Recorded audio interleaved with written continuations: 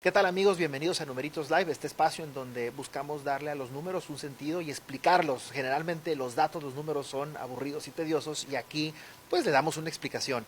Y le damos una explicación con las personas que los entienden de mejor forma y que lo saben explicar. Y el día de hoy es un tema muy interesante que vamos a hablar del cáncer colorectal. Y ahorita vamos a platicar un poquito sobre eso, pero primero déjenme presentarle a mi invitado, que es el doctor Homero Fuentes de la Peña, especialista en el tema y quien accedió desde un principio a venir a platicar este tema y otros que ya hemos ahorita acordado, muy interesantes sobre el tema del cáncer. Y al rato les platico uno interesante que a mí que me ha propuesto. Doctor, muchísimas gracias. Al contrario, muchas gracias, es un placer estar con ustedes. Bien lo decías, a veces los números suenan tediosos, aburridos, pero los datos duros, cuando los metemos en el contexto y los damos como tal, son extraordinariamente importantes. Es el terreno donde estamos parados. Exacto. Y a los números, desafortunadamente, por un lado, pero por otro lado también, pues las emociones no tienen nada que ver, ¿no? Aquí son números, a veces duros, pero a veces muy interesantes. Si quiere, le pasamos al primer dato que nos comparte, doctor. Dices que el cáncer colorectal es 10 veces, fíjense, 10 veces más frecuente en países desarrollados, pero la mortalidad es 5 veces mayor en países en desarrollo como el nuestro, ¿no? Así es. Híjole, ¿cómo lo interpreta ahí, doctor, en este caso? Bueno, primero es que los factores de riesgo implicados de los que vamos a platicar son más comunes en estos países desarrollados justamente por una dieta occidentalizada, justamente por una serie de remisión o reducción en la actividad física que nosotros tenemos y obviamente por un menor acceso a la salud. Nosotros, los países en proceso de desarrollo, pues tenemos mucho más de eso. De ahí ¿no? que el índice de mortandad sea más. Exacto. Entonces, una combinación de dieta occidental con poco acceso a la salud y se nos complica a los mexicanos. Y con una actividad física más Correcto. limitada. Sí, bien lo decía. Doctor, el segundo dato. El cáncer colorectal es el tercer tipo más común en el hombre y el segundo en la mujer, siendo la cuarta causa mundial de muerte por cáncer. Yo lo reflexionábamos antes y lo hemos platicado en otras entrevistas. A diferencia del cáncer de mama, que un 98% le da a mujeres, un 2% o más, 1 o 2% a hombres, el cáncer colorectal es para todos, ¿no? Fíjense, curiosamente, esta cifra es el dato mundial en relación a la incidencia de cáncer de colon y recto. En México, justamente el cáncer de colon y recto ya no es el tercero, es el segundo. Y en la mujer es el tercero, no el segundo, porque el cáncer cervicouterino, particularmente en el sur-sureste de nuestro país, es altamente incidente. Pero entre los dos, en el mundo, igual que en México, es la cuarta causa de muerte por cáncer. A pesar de ser una enfermedad con altos índices de curación, ¿cuándo? Cuando la atiendes temprano, a tiempo, cuando haces las cosas así. Cuando la enfermedad salió para todas partes, es imposible curarla. Vamos a platicar de ese tema y creo que esa es la clave, ¿no? Y el secreto, entre otras cosas, ¿no? Sí. La prevención, dice bien, doctor, y la reducción de riesgos para el cáncer colorectal es factible hasta en el 40% de todos los casos. ¿A qué se refiere esto? Se refiere a algo que es, en mi opinión, el key issue, el tópico central, tópico clave de esto. Mucha gente piensa que el cáncer es una enfermedad genética o hereditaria.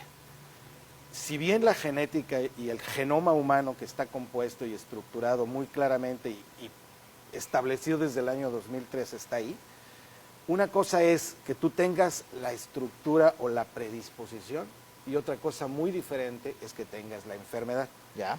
Entonces tú lo que necesitas es la rama de la genética llamada epigenética, que es así como la patadita o como la gota que derrama el vaso para que esto se dé. Y esto es válido para el cáncer de colon y prácticamente para todos los cánceres, por lo menos los más comunes. 40% de todos los cánceres no debían presentarse si nosotros modificáramos nuestros estilos de vida. Y a eso vamos enseguida. Fíjate nada más, 4 de cada 10 personas no enfermarían de cáncer de colon si tuvieran una dieta saludable, si hiciésemos actividad física correcta, si pudiésemos hacer programas preventivos, incluso farmacológicos para que esto se dé. Porque es una enfermedad con una altísima probabilidad de reducción de riesgos. Los latinoamericanos estamos en una parte intermedia entre los países anglos, ¿sí? Y algunas regiones específicamente de Australia.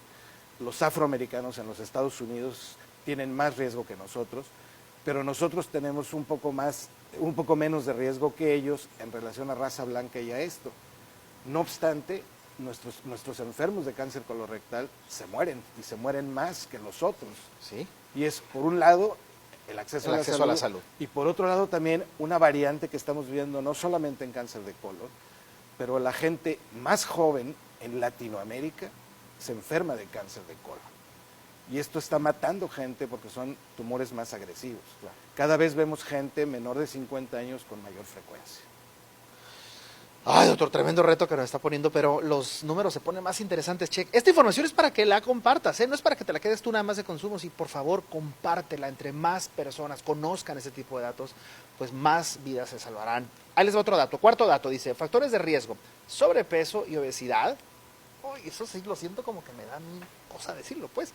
Una dieta occidentalizada, dices tú, baja de actividad física, mayor longevidad, microbiota, híjole. Yo tengo varias de esas. Pero a ver, doctor, platícanos de manera muy breve. Este es el cóctel, ¿verdad? Este es el cóctel y esta es la clave de lo que estamos hablando. Está muy claro que sobrepeso y obesidad está estrictamente relacionado al riesgo de tener cáncer. Y hay que acordarse de algo. Somos un laboratorio del mundo en este momento. Tenemos al país con niños obesos número uno del mundo. Sí. Y tenemos un 70% de la población adulta con sobrepeso u obesidad. Esto, agrégalo a esta dieta occidentalizada, en donde abundan los hidratos de carbono, los carbohidratos, las harinas, los alimentos procesados, dulces, los alimentos procesados, y una actividad física menor, porque cuando nosotros éramos chamacos, nosotros salíamos a la cascarita fuera de la casa y salíamos al jardín y sacábamos al perro. Y ahora los chamacos ya no se mueven, están en casa, ¿no? Están en las computadoras. O el trabajo, ya ni siquiera vamos a reuniones, lo hacemos por Skype. Lo hacemos por Skype, hacemos este tipo de cosas. Además de que obviamente también la longevidad de las personas en todo el mundo, y en México no es la excepción, cada vez es mayor. A esto agrégale también las alteraciones en la microbiota. Antes se llamaba flora intestinal. Hoy sabemos que el papel protector de la flora intestinal es importantísimo.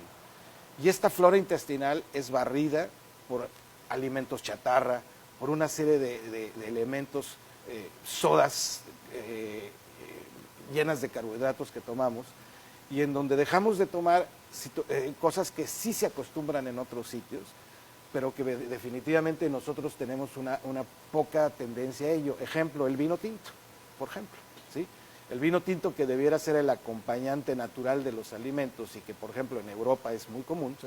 En México solo el 17% de la población total consume vino, ¿no? Por ejemplo, vino con la comida, que es como debe de tomarse, que en cantidad moderada.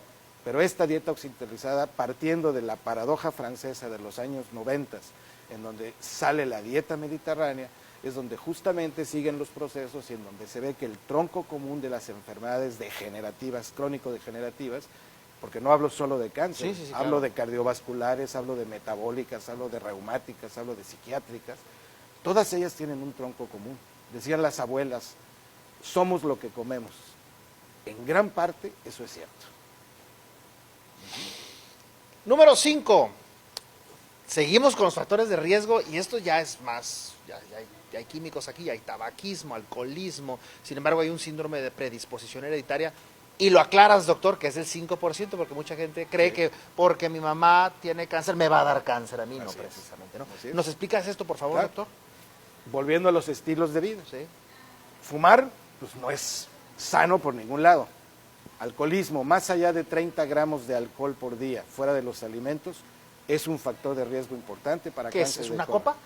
Hablando de vino, son 2 copas máximo en el hombre, 1 en la mujer. Por ejemplo. O 2 cervezas. O 2 cervezas, que tienen una cantidad de grados Gay-Lussac semejantes en función de los 250 mililitros de la copa, por ejemplo, versus, o los 150 mililitros, por ejemplo, que pueda tener, versus los 355 que tiene una lata de cerveza. Síndromes de predisposición genética hereditaria son mucho más comunes entre los europeos, y ahí era donde yo decía que era más común en países desarrollados. ¿Por qué? Porque tienes un síndrome de poliposis familiar múltiple, por ejemplo, la formación de pólipos múltiples. Porque tienes un síndrome de Lynch, porque tienes una enfermedad crónica, una colitis crónica inespecífica, porque tienes una enfermedad de Crohn o una enfermedad de Gardner.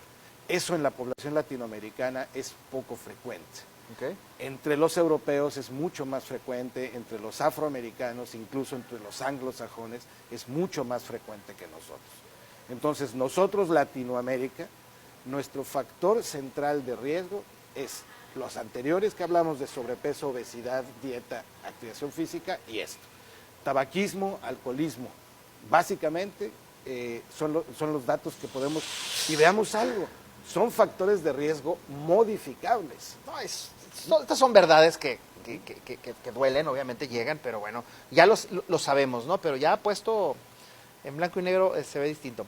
Dice, doctor, la sobrevida es menor en países en desarrollo por diagnósticos tardíos y acceso limitado a la medicación. Así es. Eso, sí, doctor, por favor. Diagnósticos tardíos, ¿a qué me refiero? Cuando yo hablo de diagnóstico tardío, hablo de aquel paciente que se presenta al servicio de especialidad sin una posibilidad científica real de tener una curación. Okay. O sea, te estoy hablando de pacientes que nosotros dividimos de la etapa 1 a la 4, generalmente en etapas 3 avanzadas o 4. Estas personas han tenido ya el desarrollo de un cáncer que ha migrado y que ha salido del colon o del recto o del colon ascendente y que ha atacado otros órganos. Esa enfermedad tiene una posibilidad de curación por abajo del 2%. Entonces, si nuestra sobrevida se ve afectada porque nuestros diagnósticos son sumamente tardíos. A diferencia de países, por ejemplo, en Oriente, donde tienen una cantidad de cáncer digestivo gigantesca y en donde ellos hacen estudios endoscópicos regularmente a su población, entonces tienen diagnósticos tempranos u oportunos. ¿Qué es esto? Oportunos para poder curar al paciente. Llámese por cirugía, llámese por terapia biológica, quimioterapia, radiación, lo que fuera, ¿no? Cada caso es distinto. Ahora, los diagnósticos tardíos, por supuesto, tienen una lógica, pero las personas que nos están viendo, ¿cuáles mecanismos existen en la vida común que tenemos acceso en la ciudad, en el estado de Baja California, sin que precisamente sea de intervención y de abrir? O sea, ¿hay algún mecanismo de sangre, orina? Claro. O sea, ¿se puede ir a un laboratorio y pedir un diagnóstico para este cáncer? Mira, lo primero que puedes hacer, y que además es baratísimo, ¿sí?, es que te hagas una determinación de búsqueda de sangre oculta en heces. Okay. Eso es un estudio que no pasa de los 200 pesos en costo. Okay. Y es un estudio que te va a decir, bueno, 60, 70% de los cánceres del colon, ascendente, descendente, recto, sigmoides, tienen sangrado, pero no tienen el sangrado de sangre fresca. Tienen sangre oculta en las heces. Suelen tener un tono más oscuro como tal. Ese es un estudio que revela indicios de cáncer. No es la única razón, pero es un estudio que nos lo da. Y dos, la endoscopía, la colonoscopía. Claro. Nosotros hacemos colonoscopía después de haber dado ensayos terapéuticos a medio mundo, ¿no? Y debería ser al revés. Si tú tienes una colitis, bueno, asumes que tienes una colitis y no sabes si es una colitis bacteriana, amibiana, un colon irritable por estrés, o tienes un cáncer que se está gestando. Hay que recordar que el cáncer es silencioso, es una enfermedad silenciosa.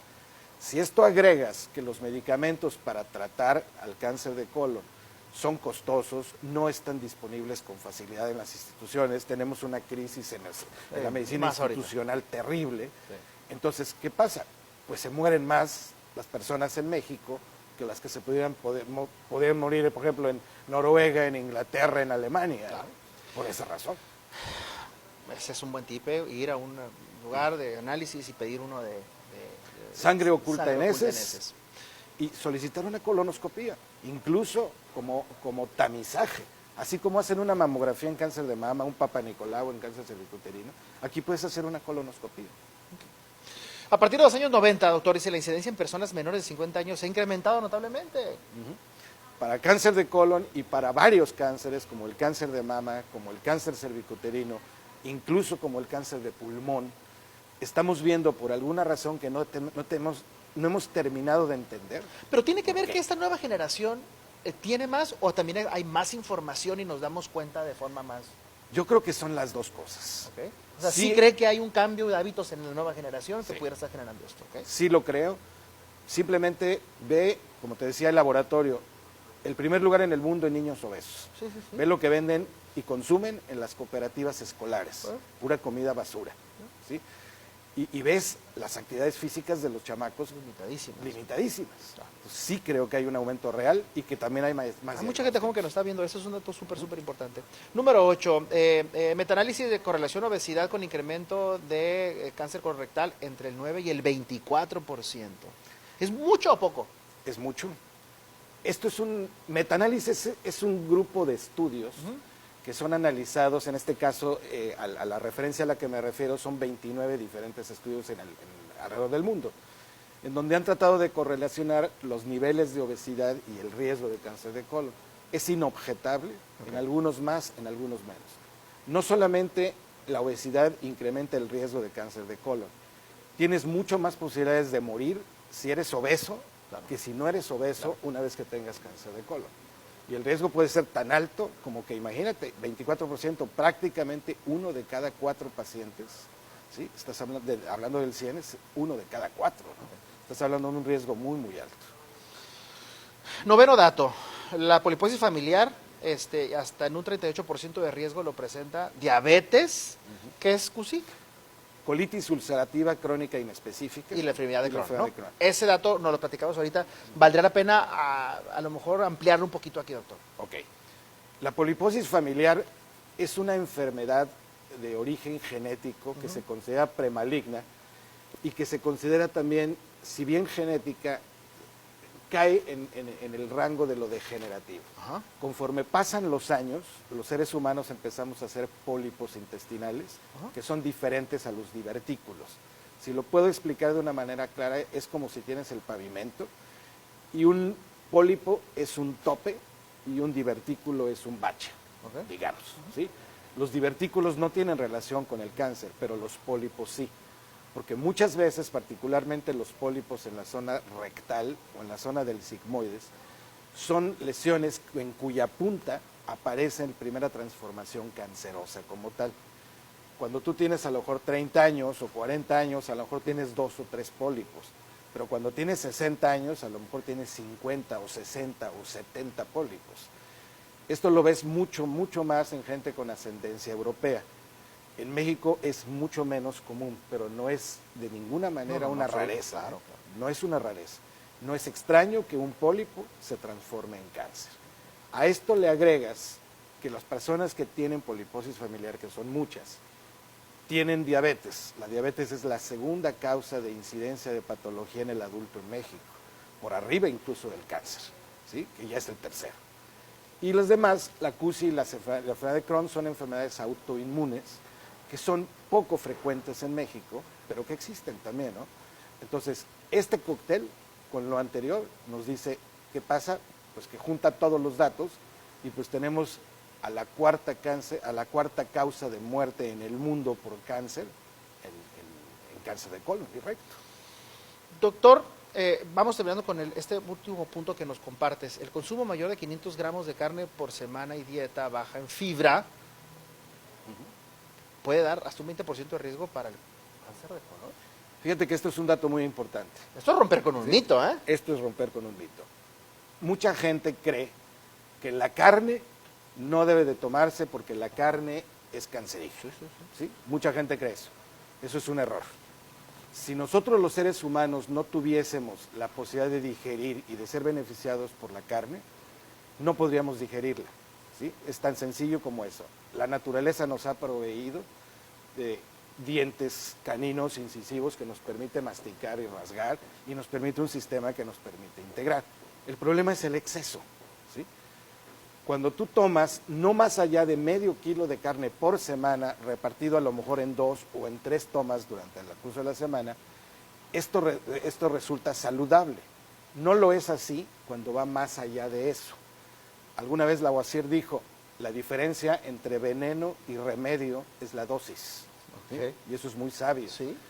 Cuando tú haces esto, pero además hacemos lo que hacemos muchos mexicanos, no comemos fibra, no comemos verdura, no acompañas esto, pues que con las calabacitas, que con las zanahorias. Es la pura carne. Es la pura carne, ¿no? Es más, haces a un lado allá, lo ves en las parrillas y en el cocinado, ¿no? La gente come carne y poco caso hace de la ensalada o poco caso hace de lo demás, ¿no? Esta correlación, y esto es un dato de la Asociación Europea de Oncología, de todo el bloque europeo de países como tal, nos incrementa el riesgo en un 22% para cáncer colorectal. Estás hablando de una proporción enorme. Moraleja, no te hagas ni vegano ni vegetariano. Come carne con moderación y acompáñalo de verduras y agua. Me encanta. Me gusta el cierre, doctor Homero Fuentes de la Peña. Creo que estoy seguro que esta información nos deja con hambre de más datos y con la invitación abierta para venir a compartir 2 temas específicos y lo hago público. 1, derrumbar mitos sobre el cáncer, y número 2, esa relación que hay entre el vino y la salud. Claro. Si pudiera acompañarnos para explicarnos, porque nos va a interesar muchísimo. ¿Le parece? Basados en la dieta mediterránea y en los estudios que existen desde el año 1991, hay datos concretos, específicos y claros acerca del beneficio que tiene el consumo moderado de vino, incluso de cerveza también, en la salud de las personas. El secreto está en la... El secreto es la cantidad. Entre el veneno y el remedio. Exacto, está la dosis. El secreto es la dosis. Gracias, doctor. Al contrario, es un placer. Gracias. Y ustedes, gracias por acompañarnos. Por favor, compartan esto. Esto salva vidas. Nos vemos a la próxima.